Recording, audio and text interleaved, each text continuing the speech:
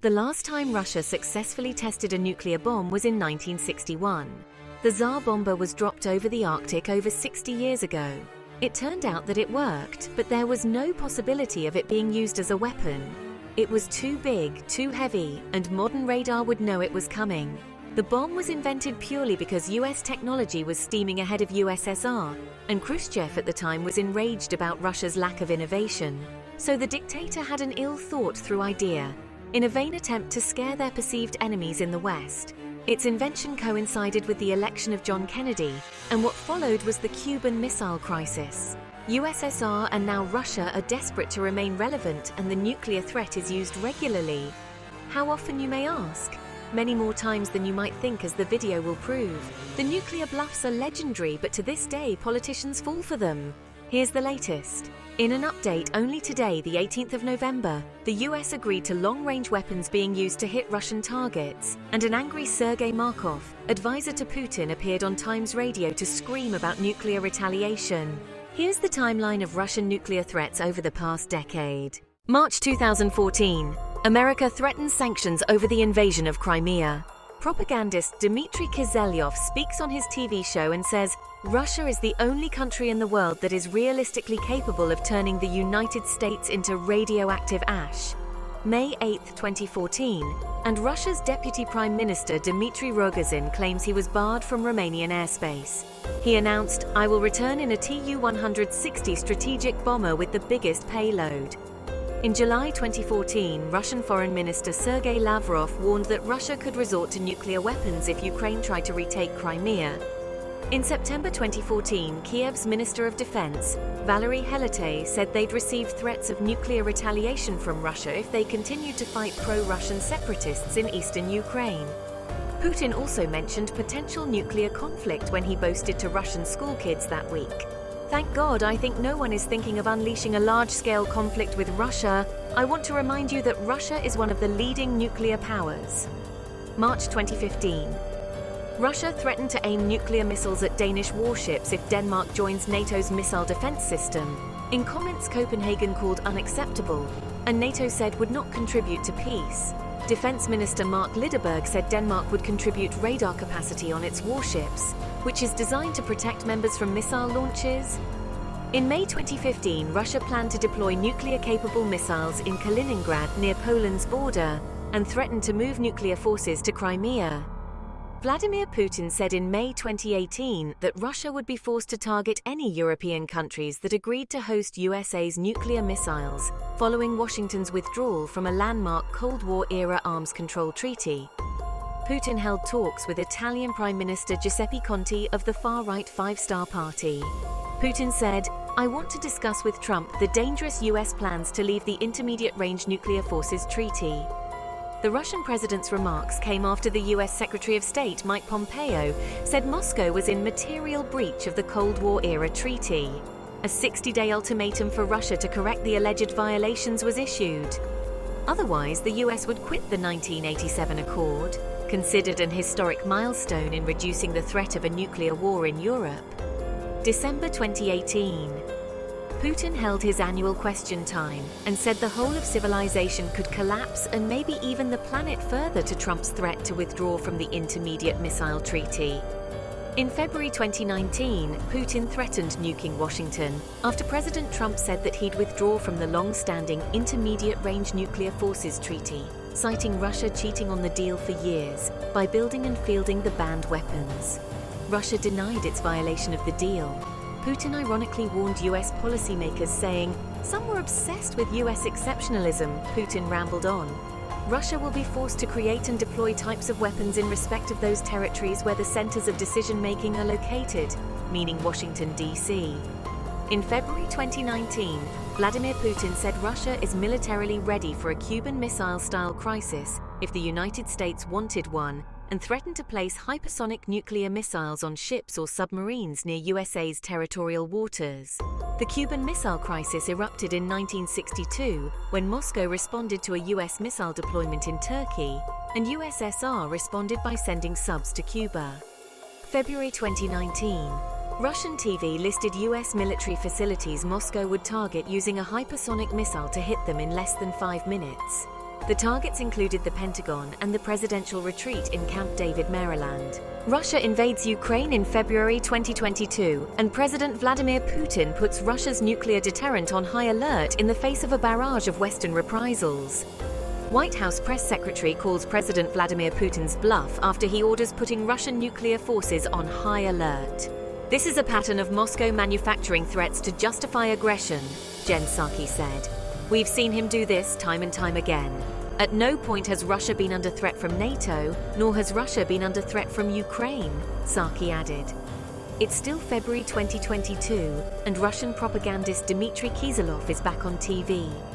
Our submarines are capable of launching over 500 nuclear warheads, which guarantees the destruction of the US and all NATO countries.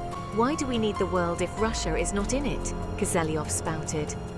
Again in February, Putin said on TV, to anyone who would consider interfering from the outside, if you do, you will face consequences greater than any you have faced in history.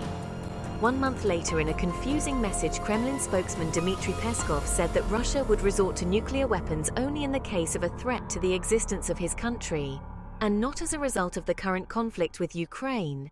We have a security concept that very clearly states that only when there is a threat for existence of the state will we actually use nuclear weapons. Putin sounded off about Sweden and Finland joining NATO. Russia has repeatedly warned Finland and Sweden against joining NATO. The serious military and political consequences of such a move would oblige Russia to restore military balance by strengthening its defenses in the Baltic Sea region, including by deploying nuclear weapons. Sweden and Finland ignored him and joined NATO. July 22nd. Former Russian President Dmitry Medvedev told the United States that attempts by the West to punish a nuclear power such as Russia for the war in Ukraine risked endangering humanity. July 22nd again. Medvedev, in a seemingly drunken rage, said, "Some exalted bloody clowns also try to threaten us. I mean the attack on the Crimea. If something like this happens, there will instantly come the day of judgment. Very fast and toilful. It will be very difficult to hide." September 22nd. Putin said that when the territorial integrity of our country is threatened, to protect Russia and our people, we will certainly use all the means at our disposal. It's not a bluff, he added, after bluffing about nuking everyone for years. Sergei Markov, an ex-advisor to Vladimir Putin, claimed UK cities could be a nuclear target for the Russian president and blamed the Ukraine war on the West. He launched the bizarre shouty rant on the BBC Today programme. He also accused Western countries of using Ukrainian soldiers as slaves. October 2022, Dmitry Medvedev said any weapons in Moscow's arsenal, including strategic nuclear weapons, could be used to defend territories incorporated in Russia from Ukraine. In another rant, Medvedev threatened nuclear apocalypse, and that this time it's definitely not a bluff. Excuse me while I yawn. In October, Ramzan Kadyrov, self-styled warlord in Russia's region of Chechnya, said Moscow should consider using a low-yield nuclear weapon in Ukraine after a major new defeat on the battlefield. Kadyrov slammed top commanders for their failings, saying, "In my personal opinion, more drastic measures should be taken, like the use of low-yield nuclear weapons." October 22nd, Evgeny Fedorov of the Russian State Duma quite fancied bombing Nevada for a change. The rocket that will strike Nevada could be a rocket without a warhead, or it could be a nuclear explosion. Since the site in Nevada is a nuclear testing site, this is our legal right to retaliate. If Ukraine is admitted into the US-led NATO military alliance, then the conflict in Ukraine would be guaranteed to escalate into World War III. He doesn't seem aware that the area hasn't been used for tests since 1992. Oh dear. October 22nd, if Ukraine is admitted into the US-led NATO military alliance, then it would be guaranteed to escalate into World War III, a Russian Security Council official was quoted as saying. November 22nd, Defense Minister Sergei Shoigu said facilities were being built to accommodate new missile systems. Russia has the largest stockpile of nuclear weapons in the world, with close to 6,000 warheads, he said. He has recently been fired. Russian Foreign Minister Sergei Lavrov said on Monday that NATO was a serious threat to Russia, and the West's positions risked a direct clash between nuclear powers with catastrophic consequences. December 22nd. Putin pointed out plans for delivering a preemptive disarming strike with hypersonic systems. So far, the United States do not have them, while we do, he added.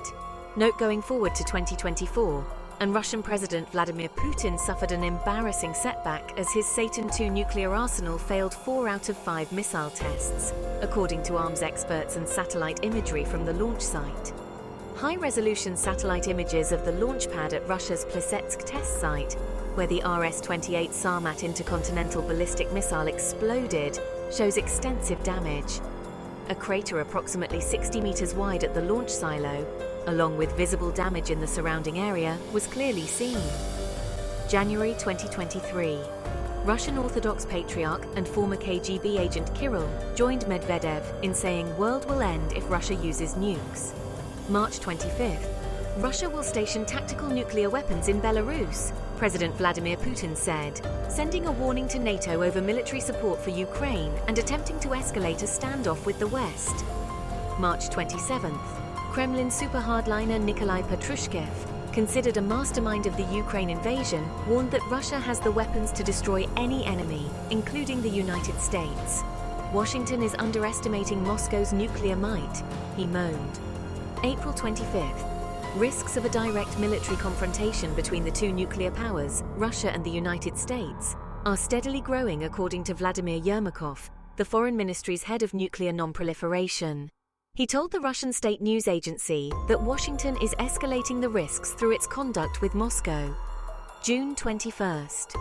Aggressive policies by the United States and NATO could result in a direct clash between nuclear powers, Russian Foreign Ministry spokeswoman Maria Zakharova said.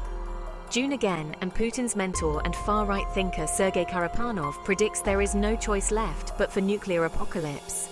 The nuclear bombing enthusiast Sergei decried the decadence and corruption of the West while wearing the best silk Italian suits, ties with matching handkerchief and a Swiss watch at all times. He has his standards.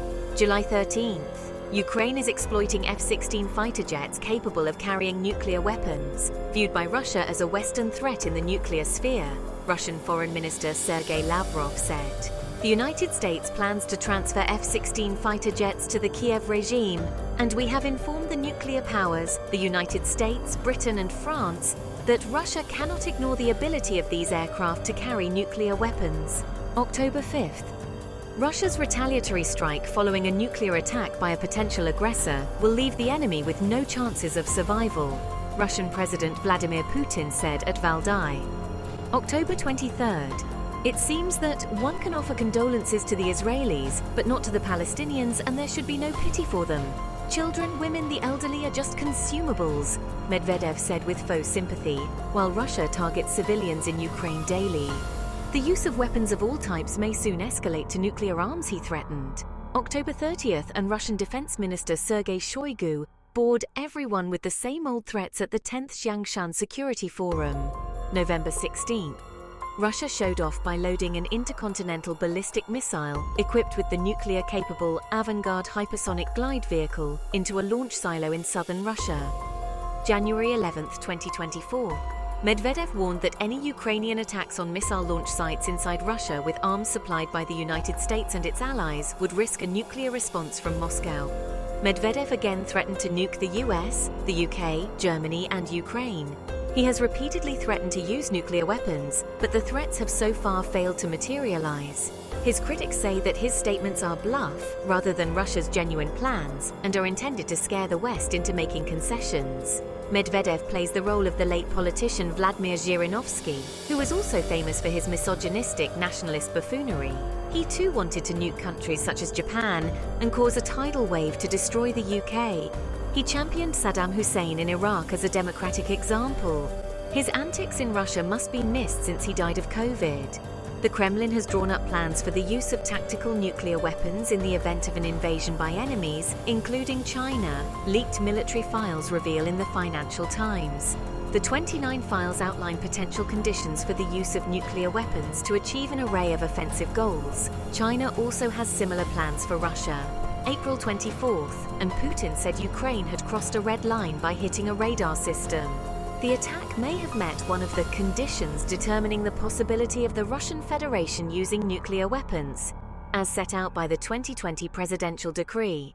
Kovalkino is in the Mordovia Republic, Some 360 miles from the Ukrainian border, red line crossed. No action taken. Red line bluff proved again. May 24th and President Lukashenko attends the victory parade in Red Square. We are closer than ever to a nuclear catastrophe. What should we do in this situation? For us and Russia, it's exclusively a weapon of deterrence. In August, in the long-running saga regarding Russian threats to use nuclear weapons, Biden told National Security Advisor Jake Sullivan to get on the line with the Russians. Tell them what we will do in response. The American president also reportedly contacted Putin directly in a message and warned of catastrophic consequences if Russia used nuclear weapons. For many months in 2024 up to the present, Jake Sullivan, National Security Advisor to the President, has refused to allow long-range weapons to be used to target Russia due to fear of nuclear retaliation. The incidents and speeches made on this point runs into hundreds of hours. I can list them all. Please look at the evidence and make up your own minds. In November 2024, Trump was elected. Will he be fearful of Russian nuclear threats, or will he call their bluff? Please comment below. Thank you for watching to the end. Please like and subscribe. My channel is new and it gives me encouragement. Thank you and bye for now.